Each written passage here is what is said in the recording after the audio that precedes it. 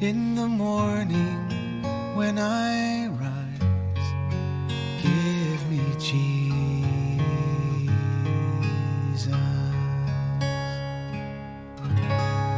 Good morning. Well, we've been watching how Paul has been persecuted because he loves Jesus. He's following Jesus. He's obedient to faith in Jesus, and it's causing all kinds of trouble with the religious people. We see that they were mainly upset because Paul was taking the gospel to the Gentiles, to the non-Jews, because God told him to. And so now he's being persecuted for obeying the voice of God. Well, that's what the world does. And we see that the commander, the guy in charge of not the religious law, but the secular law, is trying to figure out what's going on because he doesn't see a problem. He doesn't understand why these religious Jewish leaders are persecuting Paul. And so he just commanded for Paul to be flogged, for him to be scourged, that as he's being beaten, he will reveal what he had done. Well, we're going to pick up the story in Acts chapter 22 and verse 25. I'll read through the first verse in chapter 23. Here's what they say. When they stretched him out with thongs, this is getting ready to scourge him, Paul said to the centurion who was standing by, "Is it lawful for you to scourge a man who is a Roman and has not been condemned?"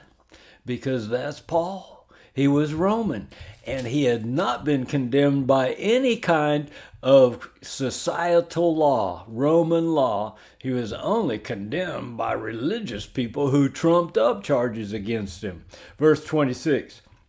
When the centurion heard this, he went to the commander and told him, saying, "What are you about to do?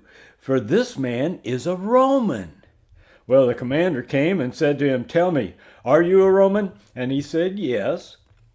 The commander answered, "Well, I acquired my citizenship with a large sum of money." But Paul said, "I was actually born a Roman citizen." Well, therefore, those who were about to examine him immediately let go of him.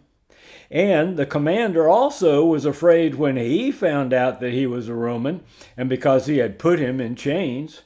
But on the next day, wishing to know the certain reason why he had been accused by the Jews, he released him and ordered the chief priests and all the council to assemble. And he brought Paul down and set him before them.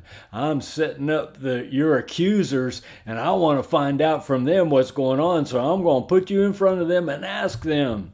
Well, here's what Paul said. Paul, looking intently at the council, these Jewish leaders said, "Brethren, I have lived my life with a perfectly good conscience before God, even right up unto this very day."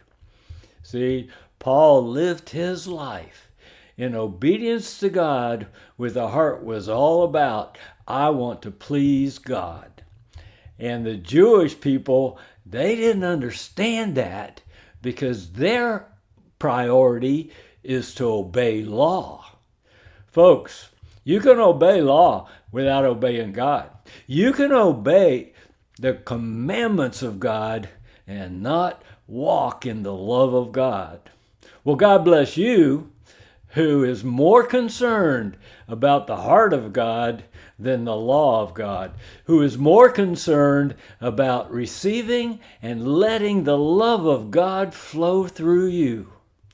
If you do that, Jesus says, you keep the law.